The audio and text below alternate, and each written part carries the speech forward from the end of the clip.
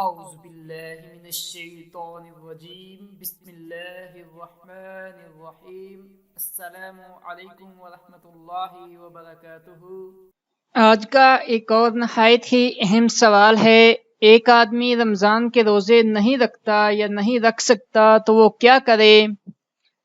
اس کا جواب ہے کہ اگر کوئی بیماری یا بڑھاپے کی وجہ سے روزے نہیں رکھ سکتا تو اس کی دو صورتیں ہیں۔ اگر آئندہ تندرست ہونے سے کی امید نہ ہو تو قضاء کی بجائے وہ فدیہ ادا کرے۔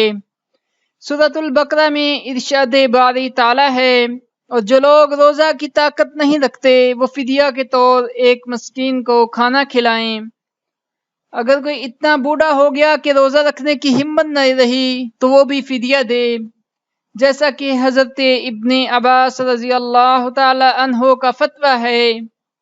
فرماتے ہیں کہ بہت بوڑھوں کے لیے رخصت ہے کہ وہ خود رکھنے کی بجائے ہر دن کسی ایک مسکین کو 2 وقت کا کھانا دے دے، اور اس پر روزہ کی قضا نہیں ہے۔ مستدرک حاکم کی یہ روایت ہے۔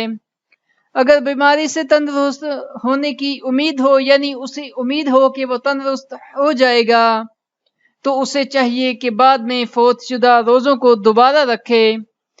اللہ تعالیٰ سے دعا ہے کہ وہ ہمیں دین کی سمجھ بوجھ عطا فرمائے اور اس پر عمل کرنے کی بھی توفیق عطا فرمائے۔